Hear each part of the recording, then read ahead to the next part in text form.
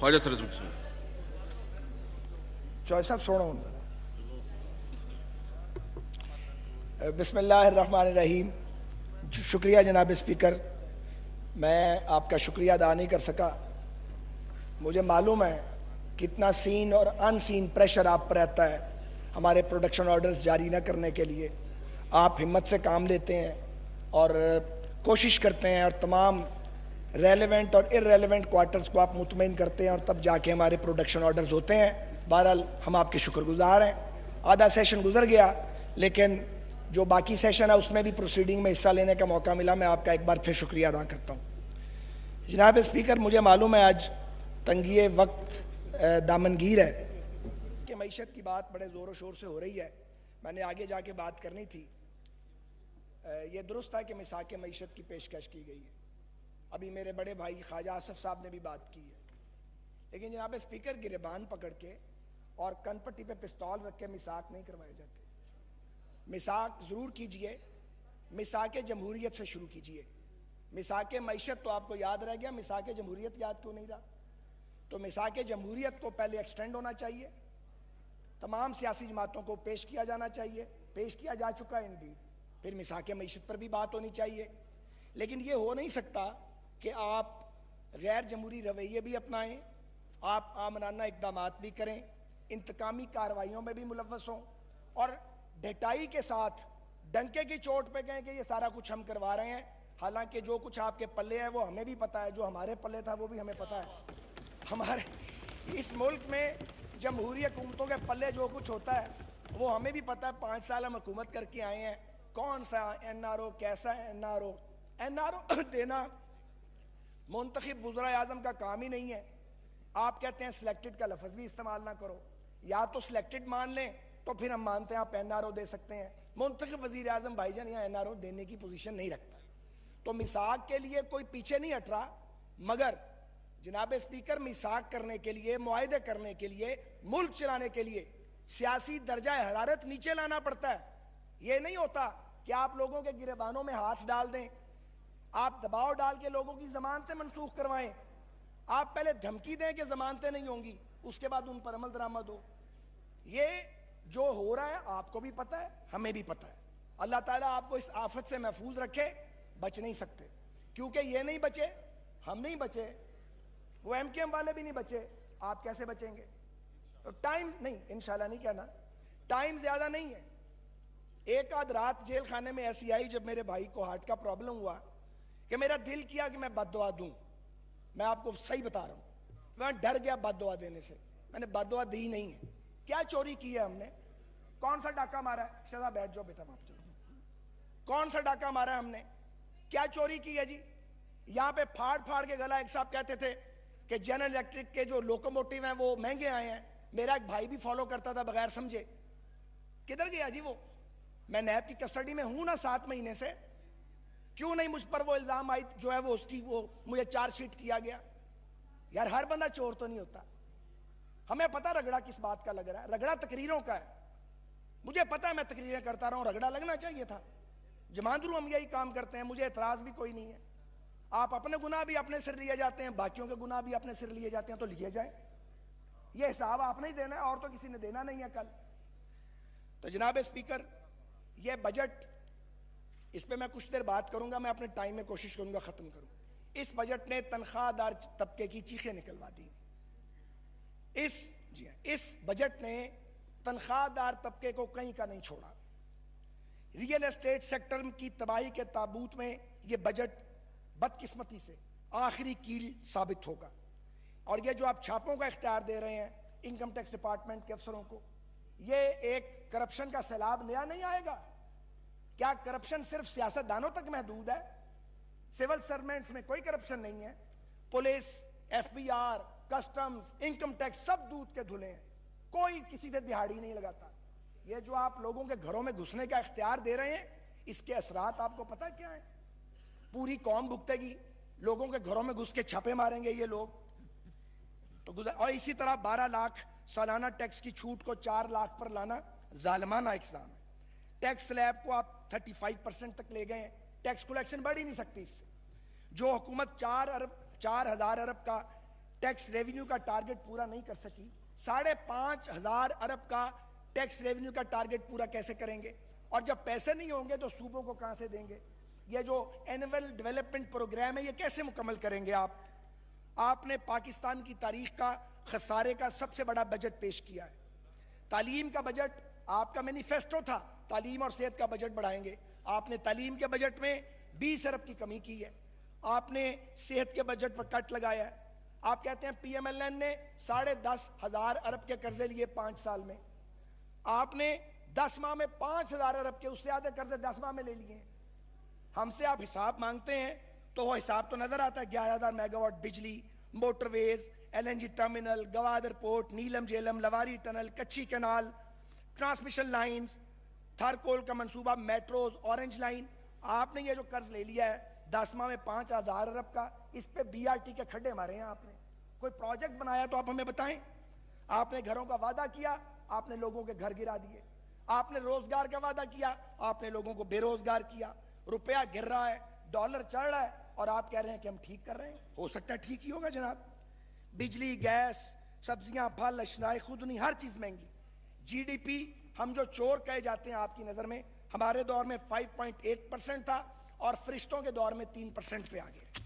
अब आप रेलवे पे आ जाएं। मुझे आप ये बताएं, 40 अरब था PSTP जनाब स्पीकर जब लास्ट टाइम हमने छोड़ा।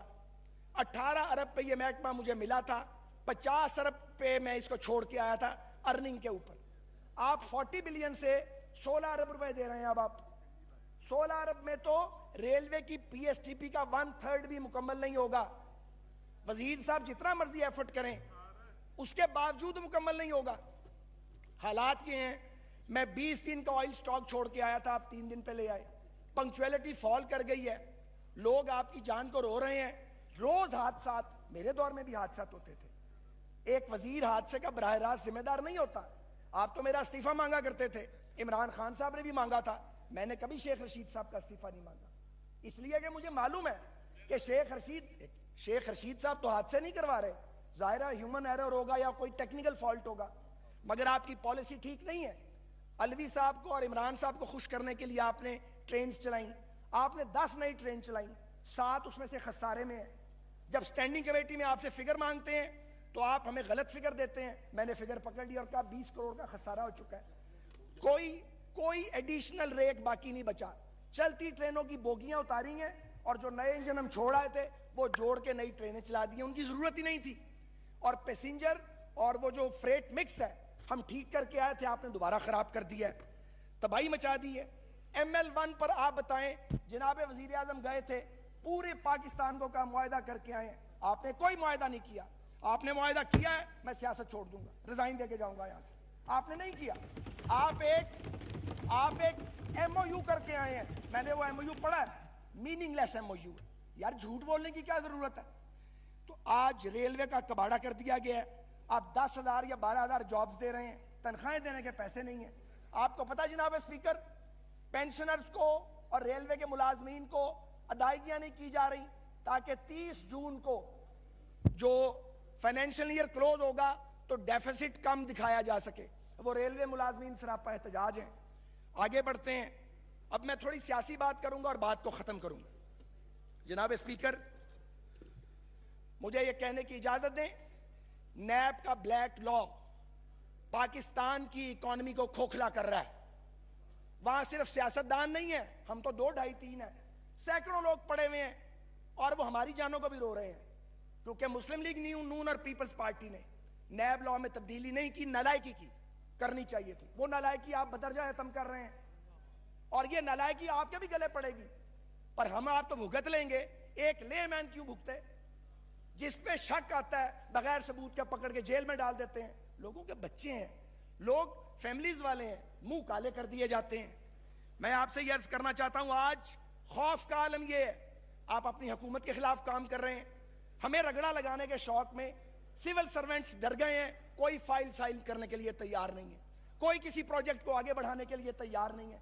नेट लॉस पाकिस्तान का हो रहा है। कल जब आप अपनी कारकर्दगी लेके जाएंगे लोगों में, कारकर्दगी कैसे दिखाएंगे कि जब अफसरान साइन ही नहीं करेंगे और प्रोजेक्ट आगे नहीं बढ़ेंगे।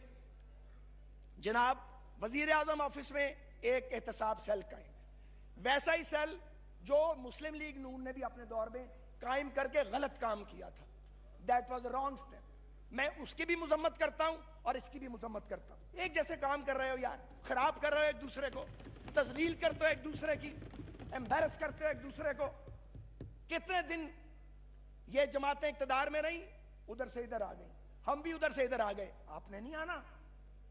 इतना ऊंचा बोलना, चोर चोर चोर चोर चोर कहना, कितने दिन ये सौदा बिकेगा? कितने दिन इस राग का आप अलाप करेंगे? आपका काम कारकर्दगी भी खत्म होगा। आप करते एहतसाब।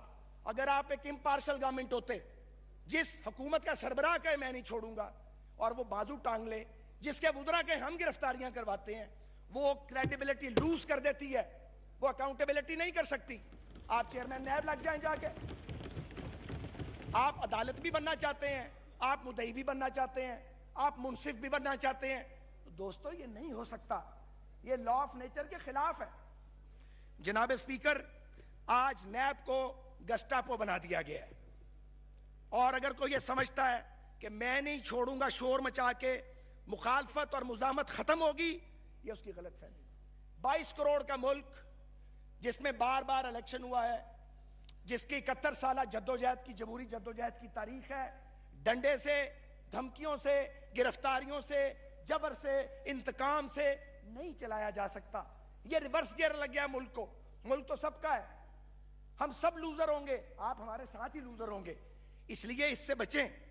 क्या आप समझते हैं पाकिस्तान आगे बढ़ जाएगा? क्या आप समझते हैं कि बोहतान तराशी और बदसलूकी ये दफन कर देगी? पीपल्स पार्टी को हम जोर लगा के दफन नहीं कर सके। ये बैठे हमारे दोस्त, पीपल्स पार्टी नजर नहीं आती थी ज़िया-उल हक के दौर में, और जब बीबी आई और कोई नजर नहीं आता था, सिर्फ पीपल्स पार्टी नजर आती थी। 10 साल का रगड़ा लगाया था ज़िया-उल हक ने। और भाईजान, अयूबी मार्शल्लाह का सबक, ज़िया मार्शल्लाह का सबक, मुशर्रफ दौर में हम 19 आदमी थे यहाँ पे, फिर इस मुल्क में हमारी हुकूमत भी आई, 81 MNA भी बने हमारे। तो ये पॉलिटिकल रियलिटीज को गला घूंट के दबाया नहीं जा सकता। हम पढ़े हैं जेलों में, हमें पता है हमने अभी नहीं आना, हमें जल्दी भी नहीं, हम जेलों में पढ़े, हमारे और साथी भी आ रहे हैं। पर अगला साल अल्लाह ना करे आपका साल है, शायद आपको इसकी आवाज नहीं आ रही। मैं नहीं चाहता, नहीं, मैं इंशाल्लाह नहीं कहूंगा, हम ये नहीं चाहते आप इसको हमारी कमजोरी ना समझें। जो कमजोर होते हैं वो मार्शलों के साथ नहीं लड़ते, कमजोर लेट जाते हैं, वो अपने जमीर बदलते हैं। जमीर बदलने वाले भी इस ईवान में मौजूद हैं, और जमीर न बदलने वाले भी इस ईवान में मौजूद हैं। शुक्रिया। आखिर में मैं जनाब speaker, as a political worker, मुझे दुख होता है जब हम अपनी अपनी जमातों और क्यादतों के दिफा में झूठ बोलने की हद तक चले जाते हैं। हमने अपने कायदीन को पता नहीं अल्लाह का खुदा न खास्ता अवतार बना लिया। इंसान है, गलतियां करते हैं, गलतियां होती हैं।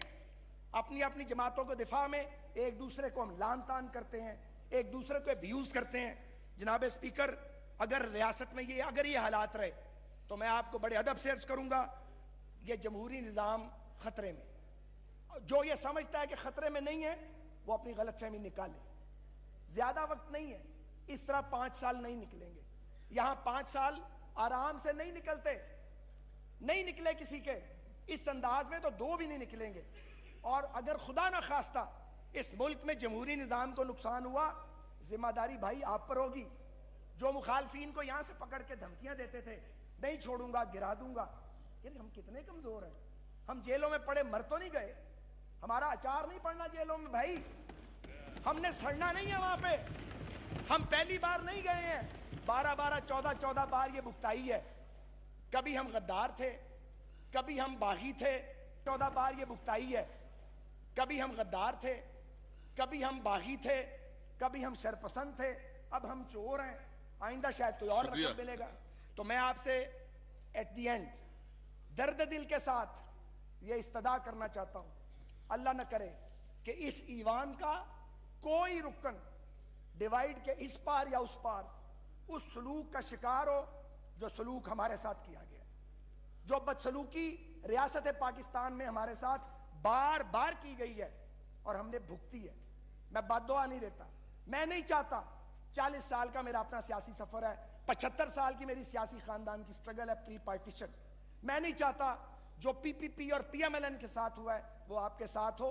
अल्लाह के वास्ते इसको कमजोरी न समझे, इस पे थॉट प्रोसेस से गुजरे और एक ऐसा रास्ता बनाएं कि हम मिल के आगे बढ़ें और ये बदसलूकी का, इंतकाम का और रगड़े लगाने का निजाम खत्म हो।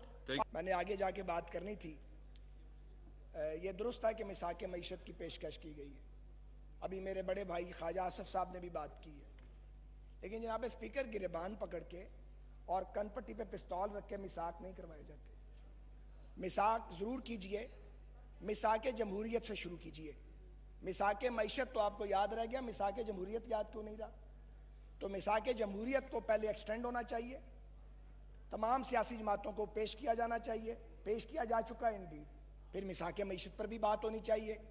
लेकिन ये हो नहीं सकता कि आप गैर जमहूरी रवैये भी अपनाएं, आप आमराना इकदामात भी करें, इंतकामी कार्रवाइयों में भी मुलव्वस हों और ढटाई के साथ डंके की चोट पे कहें कि ये सारा कुछ हम करवा रहे हैं, हालांकि जो कुछ आपके पल्ले है वो हमें भी पता है, जो हमारे पल्ले था वो भी हमें पता है। हमारे इस मुल्क में जमहूरी हुकूमतों के पल्ले जो कुछ होता है वो हमें भी पता है। 5 साल हम हुकूमत करके आए हैं, कौन सा एनआरओ, कैसा एनआरओ, एनआरओ देना मुंतखब वज़ीर आज़म का काम ही नहीं है। आप कहते हैं सिलेक्टेड का लफ्ज़ भी इस्तेमाल ना करो, या तो सिलेक्टेड मान लें तो फिर हम मानते हैं आप एनआरओ दे सकते हैं। मुंतखब वज़ीर आज़म भाईजान यहाँ एनआरओ देने की पोजीशन नहीं रखता, तो मिसाक के लिए कोई पीछे नहीं हट रहा, मगर जनाब स्पीकर मिसाक करने के लिए, मुआहदे करने के लिए, मुल्क चलाने के लिए सियासी दर्जा हरारत नीचे लाना पड़ता है।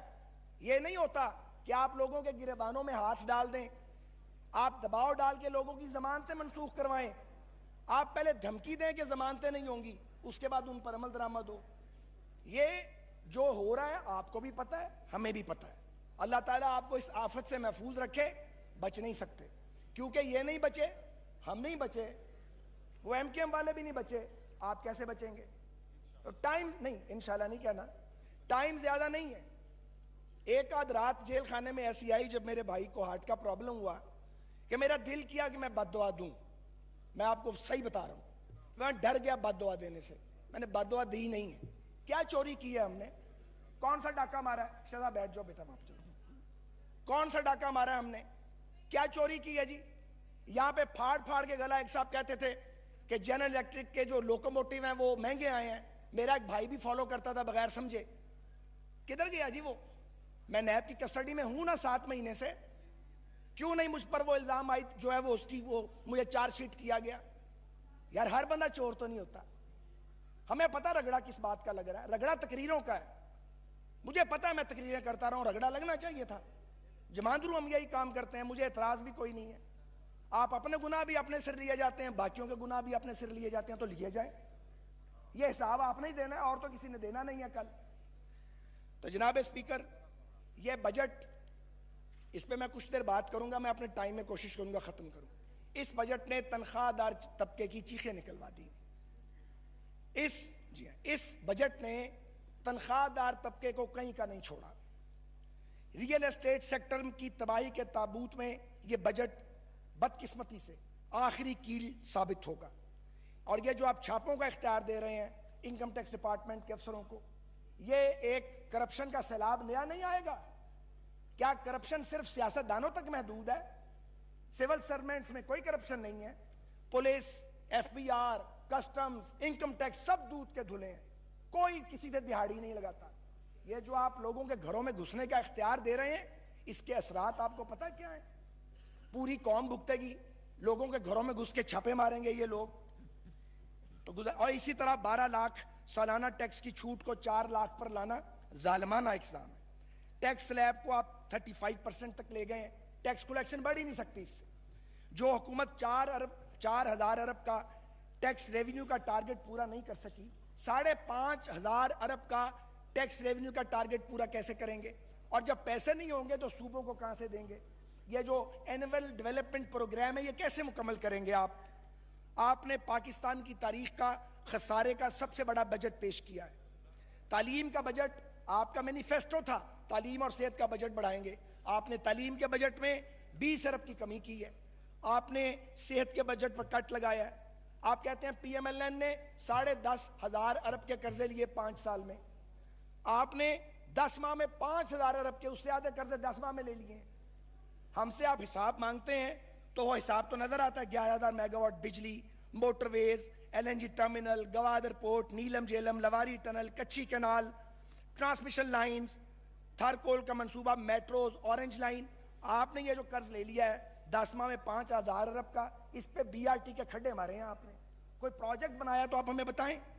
आपने घरों का वादा किया, आपने लोगों के घर गिरा दिए। आपने रोजगार का वादा किया, आपने लोगों को बेरोजगार किया। रुपया गिर रहा है, डॉलर चढ़ रहा है, और आप कह रहे हैं कि हम ठीक कर रहे हैं। हो सकता है ठीक ही होगा जनाब। बिजली, गैस, सब्जियां, फल, अशनाए खुदनी, हर चीज महंगी। GDP हम जो चोर कहे जाते हैं आपकी नजर में, हमारे दौर में 5.8% था और फरिश्तों के दौर में 3% पे आ गया।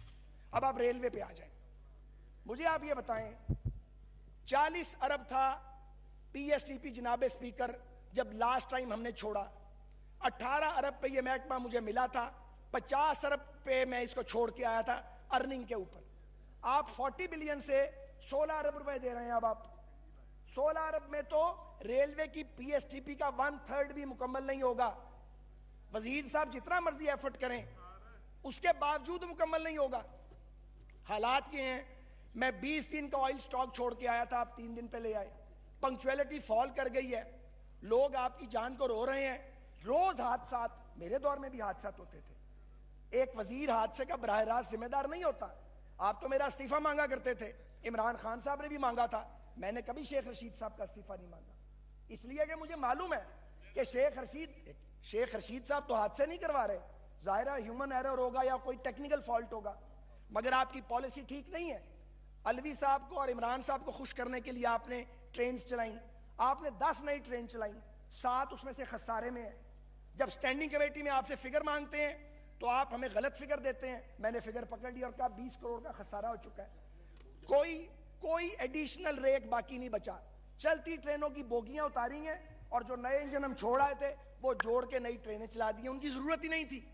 और पैसेंजर और वो जो फ्रेट मिक्स है हम ठीक करके आए थे, आपने दोबारा खराब कर दिया है, तबाही मचा दी है। ML1 पर आप बताएं, जनाब वजीर आजम गए थे, पूरे पाकिस्तान को का मुआहदा करके आए, आपने कोई मुआहदा नहीं किया। आपने मुआहदा किया है मैं सियासत छोड़ दूंगा, रिजाइन देके जाऊंगा यहां से, आपने नहीं किया। आप एक MOU करके आए हैं, मैंने वो MOU पढ़ा है, मीनिंगलेस MOU है यार, झूठ बोलने की क्या जरूरत है।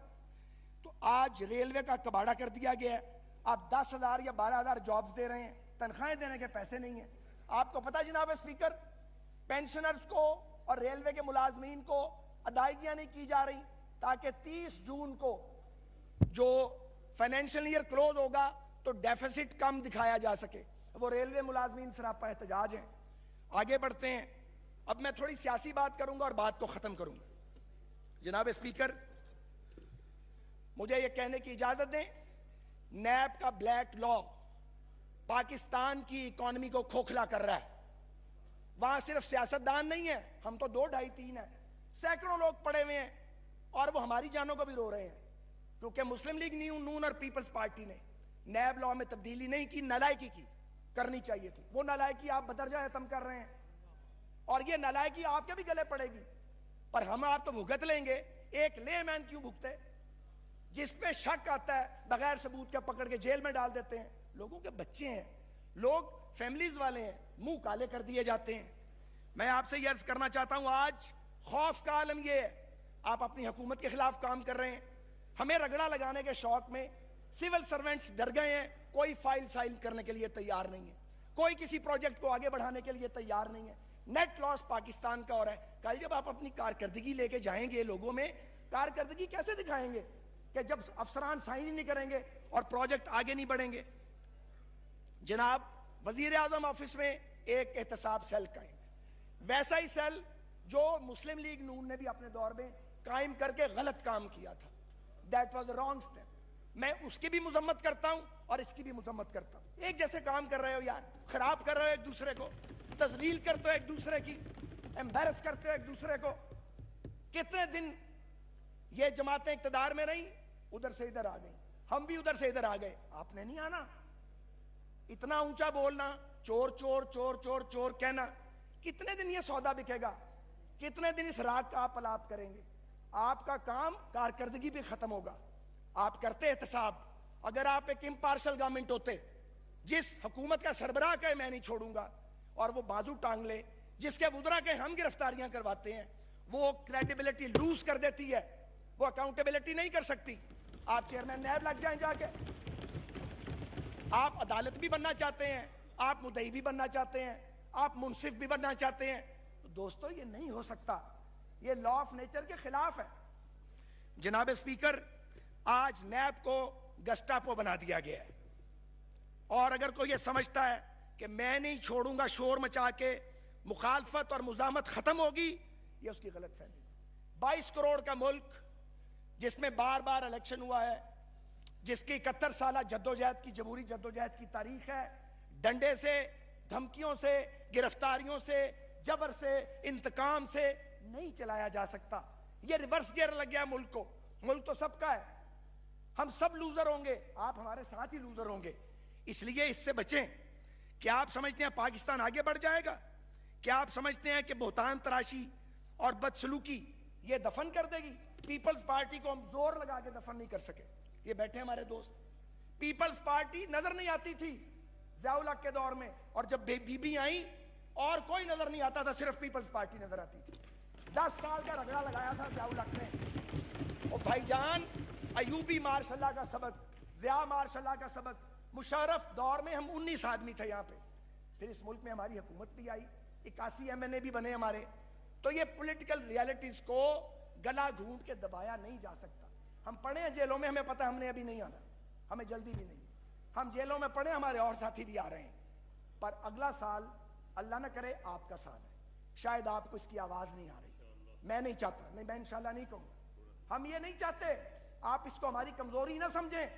जो कमजोर होते हैं वो मार्शलों के साथ नहीं लड़ते, कमजोर लेट जाते हैं, वो अपने जमीर बदलते हैं। जमीर बदलने वाले भी इस ईवान में मौजूद हैं, और जमीर न बदलने वाले भी इस ईवान में मौजूद हैं। शुक्रिया। आखिर में मैं जनाब speaker, as a political worker मुझे दुख होता है जब हम अपनी अपनी जमातों और क़यादतों के दिफा में झूठ बोलने की हद तक चले जाते हैं। हमने अपने कायदीन को पता नहीं अल्लाह का खुदा न खास्ता अवतार बना लिया। इंसान है, गलतियां करते हैं, गलतियां होती हैं। अपनी अपनी जमातों के दिफा में एक दूसरे को हम लान तान करते हैं, एक दूसरे को अब्यूज करते हैं। जनाब स्पीकर, अगर रियासत में अगर ये हालात रहे तो मैं आपको बड़े अदब से अर्ज करूंगा, ये जमहूरी निज़ाम खतरे में। जो ये समझता है कि खतरे में नहीं है वो अपनी गलतफहमी निकाले। ज्यादा वक्त नहीं है, इस तरह 5 साल नहीं निकलेंगे। यहां 5 साल आराम से नहीं निकलते, नहीं निकले किसी के, इस अंदाज में तो 2 भी नहीं निकलेंगे। और अगर खुदा ना खास्ता इस मुल्क में जमहूरी निज़ाम को नुकसान हुआ, जिम्मेदारी भाई आप पर होगी। जो मुखालफीन को यहां से पकड़ के धमकियां देते थे, नहीं छोड़ूंगा, गिरा दूंगा, यानी हम कितने कमजोर हैं। हम जेलों में पड़े मर तो नहीं गए, हमारा अचार नहीं पड़ना जेलों में भाई, हमने सड़ना नहीं है वहां पे। हम पहली बार नहीं गए हैं, 12-12, 14-14 बार ये भुगताई है। कभी हम गद्दार थे, कभी हम बागी थे, 14 बार ये भुगताई है। कभी हम गद्दार थे, कभी हम बागी थे, कभी हम शरपसंद थे, अब हम चोर हैं। आइंदा शायद कोई और रकम मिलेगा। तो मैं आपसे एट द एंड दर्द दिल के साथ ये इस्तदा करना चाहता हूं, अल्लाह न करे कि इस ईवान का कोई रुकन डिवाइड के इस पार या उस पार उस सलूक का शिकार हो जो सलूक हमारे साथ किया गया, जो बदसलूकी रियासत पाकिस्तान में हमारे साथ बार बार की गई है और हमने भुगती है। मैं बद्दुआ नहीं देता, मैं नहीं चाहता। 40 साल का मेरा अपना सियासी सफर है, 75 साल की मेरी सियासी खानदान की स्ट्रगल है प्री पार्टीशन। मैं नहीं चाहता जो PPP और PMLN के साथ हुआ है वो आपके साथ हो। अल्लाह के वास्ते इसको कमजोरी न समझे, इस पर थॉट प्रोसेस से गुजरे और एक ऐसा रास्ता बनाएं कि हम मिल के आगे बढ़ें और ये बदसलूकी का, इंतकाम का और रगड़े लगाने का निजाम खत्म हो। पाकिस्तान पाइंदा।